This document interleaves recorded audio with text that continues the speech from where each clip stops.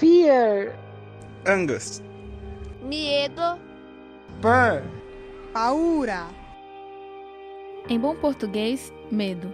A sensação nos deixa em alerta para situações de risco, mas em excesso ela se torna um indício de que algo não vai bem.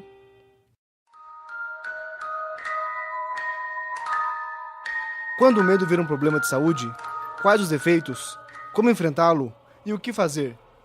Começa agora o documentário A Era do Medo, do comum ao patológico, uma produção dos alunos do 6º semestre de jornalismo da FAPCOM. Hoje em dia não faltam motivos para sentir medo. Na sociedade moderna, as situações do dia a dia são álibis do medo e de uma grande ansiedade sobre o futuro. Sofrer um acidente, ser demitido, ser assaltado ou até mesmo morrer. Tudo isso nos afeta e provoca alterações sociais.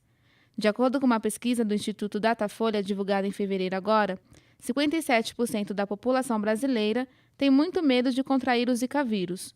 Outra pesquisa do mesmo instituto mostra que 62% dos moradores de cidades com mais de 100 mil habitantes têm medo de sofrer agressão da polícia militar e 81% têm medo de serem assassinados. Medo e ansiedade diante de situações assim são até normais. Sabemos o que nos ameaça e reagimos, mas se exagerados, eles viram problema de saúde.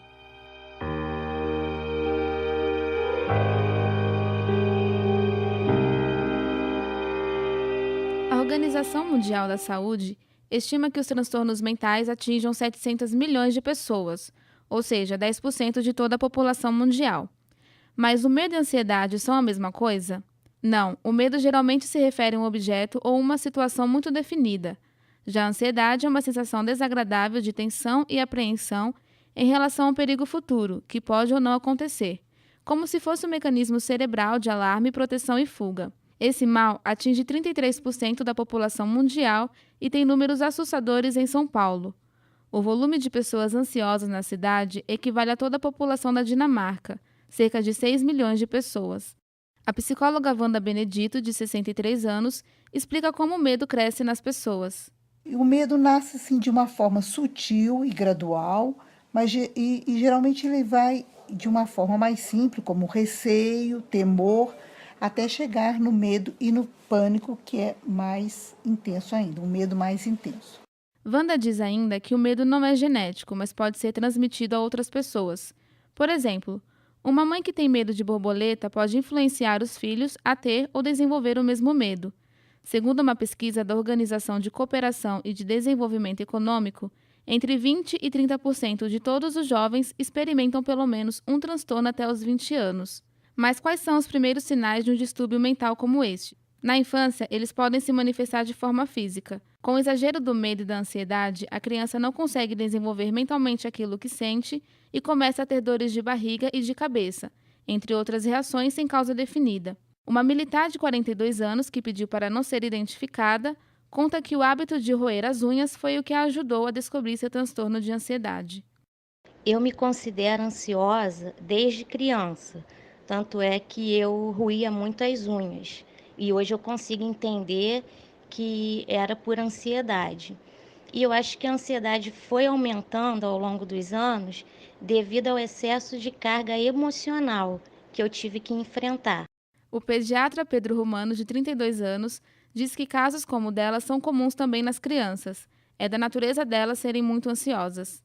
Se hoje a ansiedade de muitas crianças é por medo do futuro, de o que vão ser quando crescer, vivemos uma sociedade muito competitiva, que oferece muitas coisas, né? E que às vezes as crianças ficam ansiosas para ter esse futuro logo, para ganhar o brinquedo de Natal já na Páscoa. Pedro explica que nem sempre o ambiente é responsável por causar os problemas psíquicos. A forma de evitar esses transtornos é ajudar a desenvolver uma sociedade mais saudável, em que as crianças se sintam seguras e protegidas tanto na escola como na rua. Rafael Matos, de 47 anos, sofreu na pele o que é um ambiente ameaçador. Porque quando eu era pequeno, na primeira série, a professora mandou eu ler lá na frente para os alunos, aí eu li gaguejando, com vergonha, que eu tinha muita vergonha, e aí os coleguinhas da sala começaram a me zoar depois, a dar risada, a falar um monte de coisinhas. Aí eu fiquei com esse trauma até hoje. Não consigo mais ler e nem falar em público. O caso de Rafael é comum e acontece também por falta de preparo das escolas. No caso dele, a professora deveria ajudá-lo a encarar a timidez de outra forma, mas não foi o que aconteceu. É na escola onde muitas defesas pessoais são desenvolvidas. A psicopedagoga Marlene Aparecida Ferreira, de 52 anos, diz que as crianças estão em constante superação das fases do medo desde o seu nascimento e que na idade escolar não é diferente. Uma criança que está na fase pré-escolar, ela vai com um bebezinha, ela já chora, porque ela vai se desligar da mamãe. Então, a única pessoa que ela tem na mente dela é a mãe. Então, ela vai ficar longe. Então, o medo de ter uma outra pessoa, ela se assusta. Então, ela não sabe quem tá, é o desconhecido para ela. Marlene lembra que é por isso que existe a fase de adaptação nas escolas e ela é muito importante. A criança fica meio período, geralmente nos 3 primeiros dias, e quando adquire segurança, fica mais tempo depois. Quando entram na escola, elas podem ter mudanças de comportamento. Algumas ficam mais agressivas ou muito quietas. Foi o que aconteceu com a filha de Antônio Alves, de 47 anos. Minha filha, do ano passado, ela estava na creche já, mas nesse ano ela mudou o grupo dela. Ela saiu de uma sala de 14 crianças e passou para uma sala de 36 crianças. E isso gerou um estresse muito grande nela, o que mudou o comportamento dela em casa também. Nós achamos por bem retirar ela da escola e deixar ela somente meio período com uma cuidadora. E, posteriormente, recolocá-la numa escola, num número menor de crianças por sala. Não são todos os pais que têm a mesma atitude de Antônio.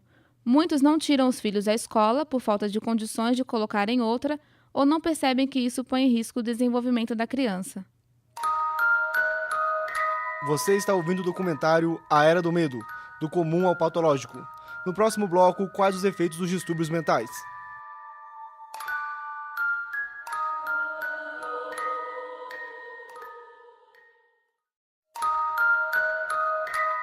Voltamos a apresentar o documentário A Era do Medo, do comum ao patológico. Em agosto de 2015, a Organização Mundial da Saúde divulgou os dados de um estudo pela qual ela acompanhou 5.037 pessoas por um ano. Quase 30% delas apresentaram algum indício de doença mental.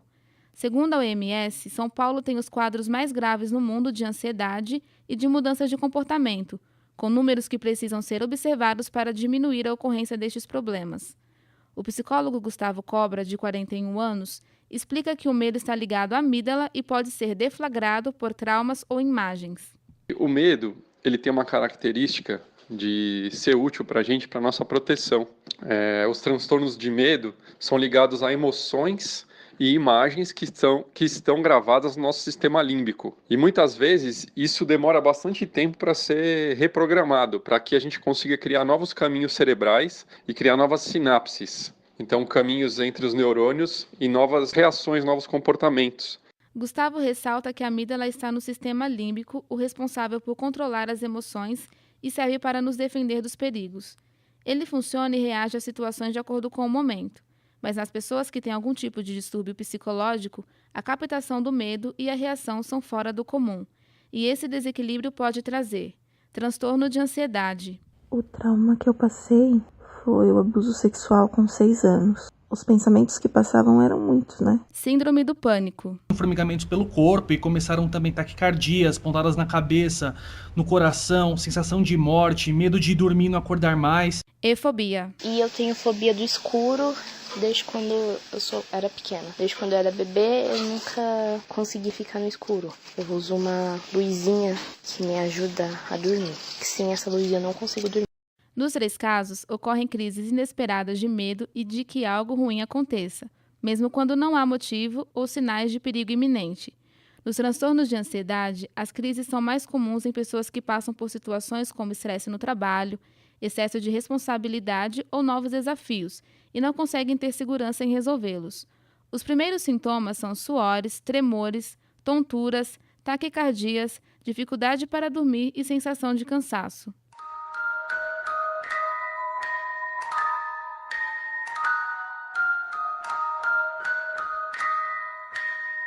Já a síndrome do pânico decorre por questões mal resolvidas, sufocos emocionais e basicamente tem como marca o medo excessivo de tudo e de todos. Além de uma angústia profunda, pacientes de pânico podem ter crises de pressão alta, falta de ar, náuseas, muitas vezes acompanhadas de sensações de morte.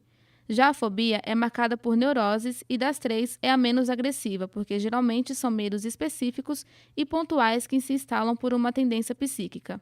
Neurologista da Universidade Federal de São Paulo e do servidor público estadual, Sônia Azevedo explica que é necessário um exame físico antes de qualquer diagnóstico. Deve passar por um exame físico acompanhado de exames laboratoriais, exames de sangue, eletrocardiograma, avaliação cardiológica, eventualmente também avaliação neurológica, para afastar que alguma patologia neurológica seja a responsável por essas queixas. E, uma vez caracterizado que não há nenhuma causa aparente para isso, admite-se então a hipótese diagnóstica de síndrome do pânico. Depois dos exames descritos por Sônia, uma cuidadosa pesquisa do passado de cada paciente deve ser feita, como explica o psiquiatra Leonardo Maranhão. O diagnóstico de pessoas com síndrome do pânico e transtorno de ansiedade generalizada é feito através de uma entrevista diagnóstica. Nesta consulta médica, o entrevistador médico irá conversar com o paciente, colher dados, colher a história clínica, avaliar o paciente para os sinais e sintomas que estão incomodando na sua vida, que estão prejudicando o seu funcionamento normal, que estão trazendo prejuízo no seu trabalho, nas suas relações interpessoais, na sua interação familiar, a fim de buscar um diagnóstico. Leonardo lembra que é preciso investigar casos de transtornos mentais na família, já que pacientes com ansiedade e pânico tendem a apresentar um histórico positivo. Segundo os critérios de diagnóstico do Código Internacional de Doenças, os sintomas persistem em pelo menos 2 ou 3 dias por semana em uma duração mínima de 6 meses. O psicanalista Aurélio Santana, de 50 anos, descreve um possível perfil de pessoas com esse diagnóstico. Isso a gente observa que é muito comum em pessoas muito controladoras, pessoas que querem muitas garantias das coisas, que tentam exercer um controle muito grande sobre si mesmas e sobre os eventos da vida delas, sobre as circunstâncias. Para a psicóloga Maria Aparecida Coutinho, de 49 anos, tanto os homens quanto as mulheres têm desenvolvido doenças emocionais nos dias de hoje. As mulheres são mais suscetíveis ao transtorno de ansiedade e crises de pânico, e os quadros de fobia instalada acometem os homens também, talvez uma quantidade igual ao das mulheres ou às vezes até mais, né? Então, fobias, a gente encontra relatos de muitos e muitos casos masculinos, né? De algumas fobias específicas. E ansiedade, pânico, o número de mulheres é maior. Um levantamento feito pelo Universal Channel, na Inglaterra, revelou que 4 entre 10 pessoas passam cerca de 2 horas por dia se preocupando com o futuro. Priscila, que sofre de transtorno de ansiedade, conta que chega a passar 22 horas por dia tentando resolver seus problemas e a falta de descanso trouxe outras complicações na saúde. Não é só a síndrome do pânico que vem com a ansiedade, não. Eu tenho a fibromialgia, tenho a síndrome de Crohn e tudo isso por conta da ansiedade. A médica recomendou para a Priscila não absorver os problemas do mundo e tentar resolvê-los no momento do descanso, mas ela confessa que isso não funciona muito. A psicóloga Maria Aparecida Coutinho explica que é comum pacientes ansiosos desenvolverem outros tipos de doenças. Isso é muito comum. É o que nós chamamos de doenças secundárias. Por exemplo, para dar um exemplo, o cara é alcoólatra, ele bebe, a doença primária dele é o alcoolismo, a secundária é a diabetes, a pressão alta, o colesterol, etc, etc. A ansiedade debilita o corpo físico, traz sintomas decorrentes da própria ansiedade, que são as doenças secundárias, como, por exemplo, gastrite, taquicardia, né? Falando emocionalmente, traz doenças emocionais também secundárias. Dados divulgados pela rádio CBN apontam que, em 2014, o INSS pagou auxílio-doença por causa de transtornos mentais e comportamentais para pouco mais de 220 mil pessoas. Atualmente, esses problemas são a terceira causa de longos afastamentos do serviço, ficando atrás apenas das lesões e contusões por esforços repetitivos. No último ano, saíram dos cofres da Previdência Social 25 bilhões e 600 milhões de reais em benefícios para trabalhadores com os mais diversos problemas de saúde. Você está ouvindo o documentário A Era do Medo, do comum ao patológico. No próximo bloco, os tratamentos e a cura para quem sofre dessas doenças.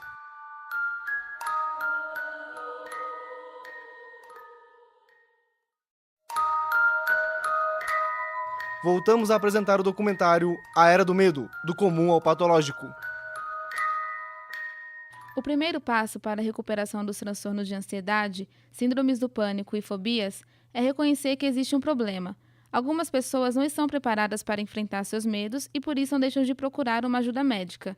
É o caso de Ana Carolina Sanches, de 23 anos. Já cogitei a hipótese de fazer, mas acabei deixando passar. Na verdade, eu também não sei se eu quero ter que lidar com isso. Se fazer tratamento vai me fazer lidar com isso diretamente, eu não sei se eu tô disposta a encarar isso. Então, acabei deixando pra lá. Ela diz que, para não ter crises, evita assistir filmes e ver imagens com insetos. Os medicamentos mais receitados ao paciente são ansiolíticos tarja preta e antidepressivos. Rodrigo Monteiro, de 26 anos, usa essa medicação desde que foi diagnosticado com síndrome do pânico. Atualmente eu estou fazendo tratamento com um psiquiatra que me receitou 2 medicamentos, um antidepressivo chamado Esilex e um tranquilizante muito comum chamado Alprazolam. O antidepressivo eu preciso tomar todas as manhãs, já o tranquilizante é só quando eu tiver crise de ansiedade. É um remédio de tarja preta, que faz efeito em 20 minutos mais ou menos. Tranquilizantes como o usado por Rodrigo só são vendidos com prescrição médica. Uma pesquisa da Associação Brasileira das Indústrias de Medicamentos Genéricos mostrou que entre fevereiro de 2013 e fevereiro de 2014, o ansiolítico Rivotril foi o medicamento mais receitado no país, com mais de 1 milhão de unidades. O psiquiatra Leonardo Maranhão comenta o aumento. Infelizmente, o uso dos psicotrópicos tarja preta vão além dos sintomas de crise, por serem baratos, por serem gratuitos na rede pública e acabam sendo receitados pelos clínicos gerais, cardiologistas e outros médicos de forma a controlar o estresse, a ansiedade, a angústia, restaurar o sono. Assim, esses medicamentos deveriam ser utilizados tão somente para urgência e emergência, acabam fazendo parte da vida e cotidiano do indivíduo. Leonardo ainda explica que os medicamentos com terminação PAN, diazepam, clonazepam e lorazepam, são responsáveis por 50% da venda de todos os remédios da ala de saúde mental. Eles agem para aliviar a tensão, ansiedade ou estresse agudo. Apesar de melhorar em quase sua totalidade os sentimentos de angústia dos pacientes, algumas pessoas desistem dos tratamentos no meio ou não seguem corretamente. É o que garante a psicóloga Maria Aparecida Coutinho. Os pacientes que não aceitam fazer terapia, que só tomam remédio, que param o remédio na hora errada, que tomam errado, que não aderem ao tratamento, demoram muito mais para se curarem e às vezes criam um pânico crônico. Aqueles pacientes que seguem à risca o tratamento adequado, psiquiatra, tratamento medicamentoso orientado, tomando remédio no dia, na hora certa, pelo tempo certo, fazendo terapia, eles se curam em torno de 1 a 2 anos. As fobias não são tratadas com medicamento, mas em sessões com psicólogo nas quais é discutido o que o paciente vê e sente durante as crises. É um tipo de tratamento mais leve.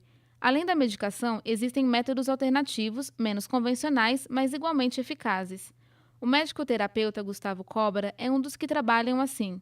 É a utilização de uma técnica que é de origem americana, que se chama EFT, Emotional Freedom Technique, junto com uma outra técnica que se chama Theta Healing, que também é uma técnica americana. E a sigla Emotional Freedom Technique quer dizer liberação das emoções negativas. E o Theta Healing é um trabalho de frequência, então a gente muda a frequência para mudar as crenças que estão sustentando aquele medo. Gustavo diz que testes de sangue realizados nos pacientes após as sessões de EFT apontam o nível de cortisol, que está ligado ao estresse, 75% menor. A técnica se parece com a acupuntura, porém, ao invés de agulhas, os dedos são usados nos pontos de tensão. O Wellington Briggs trabalha com a técnica chinesa e explica o procedimento. Utilizando agulhas de acupuntura descartáveis, a gente punciona os pontos relevantes que irão tratar o desequilíbrio que cada paciente apresenta. Hoje, nós sabemos que esse agulhamento nos pontos corretos e de forma correta provoca uma resposta neuroendócrina, ou seja, elétrica e hormonal, que vai enviar comandos específicos às partes do corpo e do cérebro para melhorarem ou equilibrarem suas funções. O Wellington diz que logo após as sessões os pacientes se sentem mais leves e tranquilos e no curto período alcançam uma qualidade melhor de sono. Quem também relata melhorias são os que se submetem ao tratamento alternativo de musicoterapia. Carolina Santos, de 28 anos, explica os procedimentos que o terapeuta faz. As sessões de musicoterapia, elas sempre são baseadas na identidade sonora do paciente. Então, primeiro o musicoterapeuta faz uma ficha musicoterapêutica, depois ele realiza uma avaliação para conhecer melhor esse paciente. É muito particular de um paciente para o outro, então vai depender muito da personalidade daquela pessoa, do gosto musical daquela pessoa e das experiências sonoras e musicais que ela já teve ao longo da vida dela. Esse novo método, a musicoterapia, está disponível no sistema particular e também no público. Foi inserido no Sistema Único de Saúde em 2010 para 14 procedimentos específicos. Além dos processos médicos, o apoio e compreensão de familiares e amigos são extremamente necessários. Clóvis Tristão, de 44 anos, relata que apesar da família entender sua doença, os colegas de trabalho dificultam. As pessoas não entendem, acham que é frescura, que você está dando chilique, e não é verdade. Você acaba se isolando, as pessoas te isolam por conta disso. Então fica um clima e uma situação muito desagradável. Clóvis continua trabalhando, mas diz ter perdido o prazer em fazer as coisas simples do dia a dia.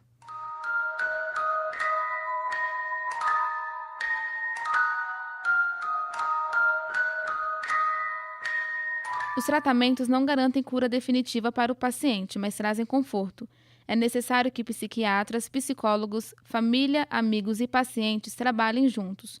Segundo a Organização Mundial da Saúde, menos de 2% do orçamento de saúde na América Latina se destina a distúrbio mental. Ainda conforme esse levantamento, é importante que sejam instalados programas de assistência e apoio às famílias com portadores desses problemas e serviços que melhorem a felicidade de viver.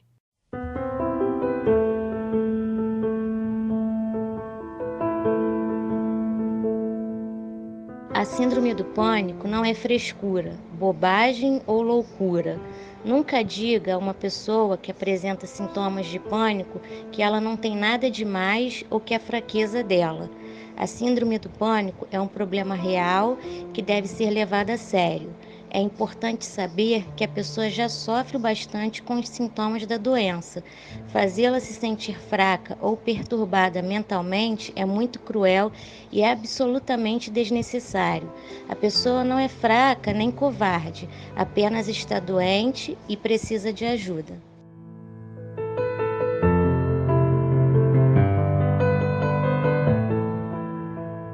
Você acabou de ouvir o documentário A Era do Medo, do comum ao patológico, uma produção dos alunos do 6º semestre de jornalismo da Faculdade Paulo de Tecnologia e Comunicação.